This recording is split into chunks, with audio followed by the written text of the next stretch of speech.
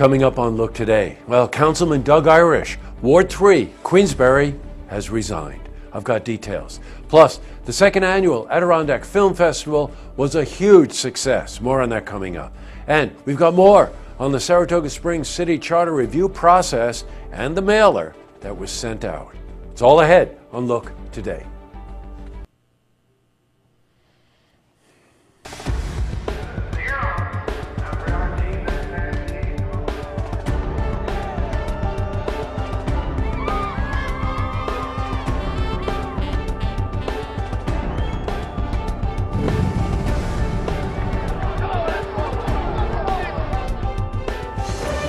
Welcome everyone. I'm Jay Hood Jackson. This is Look Today.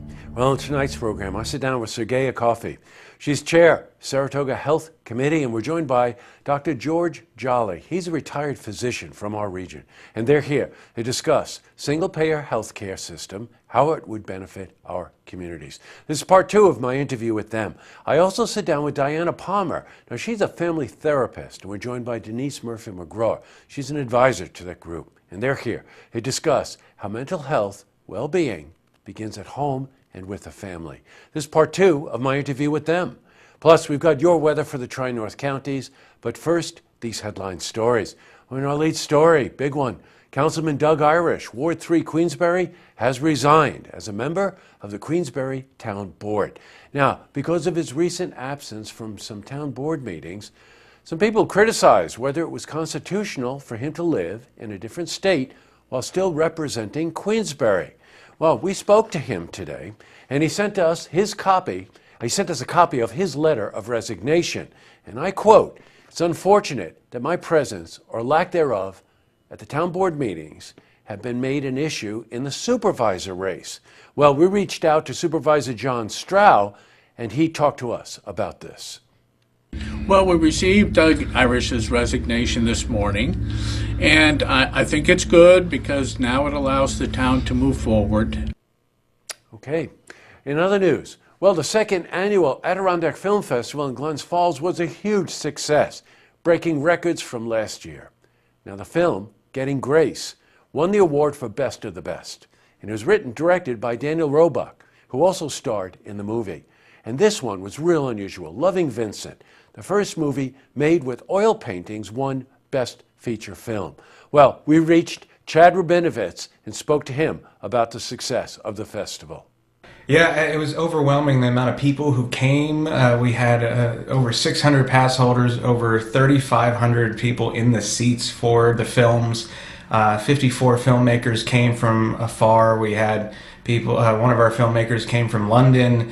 It was just packed. Every single time you went to any theater, it was just completely full.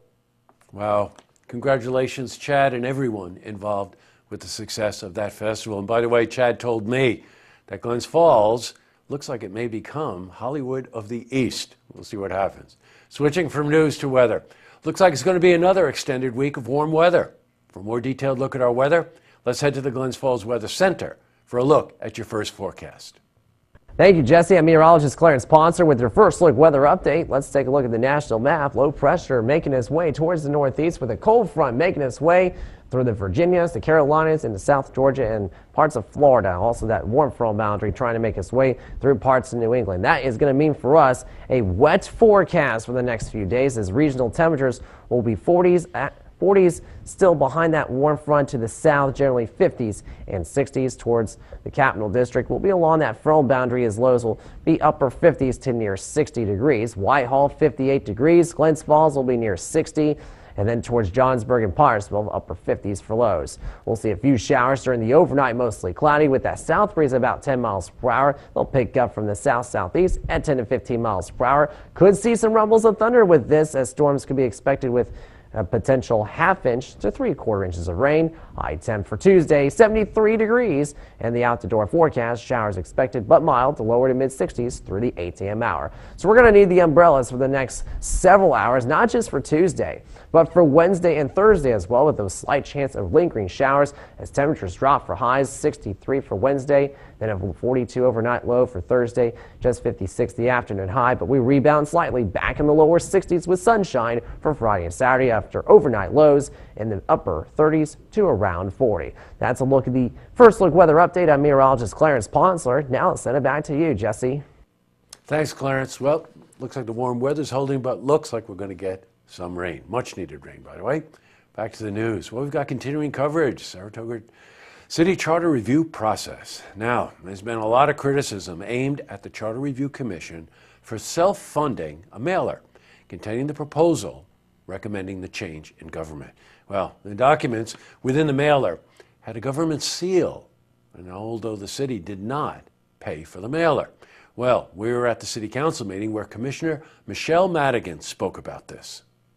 Are they trying to buy an election? Is Mr. Altamari trying to buy an election? He is using personal funds, or 2 or 3 of them, and it seems very clear to me, although I guess we'll be letting the courts decide this and the postmaster decide this. They sent out a mailing, no vote, no real incurring of expenses. They used a credit card. We don't even use credit cards here to incur expenses around here. We've reached out to the Charter Review Commission to get their response. We'll have that for you tomorrow.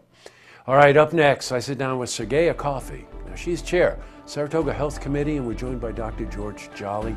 He's a retired physician, and they're here to discuss single-payer health care and how it benefits the community and individuals. This is part 2 of my interview with them.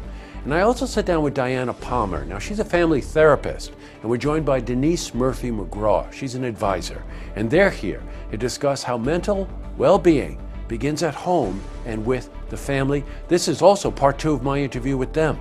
But first, if you see news happening, you want to share a story idea, how about join us for an interview? And give us a call on the hotline. The number is 798-8000.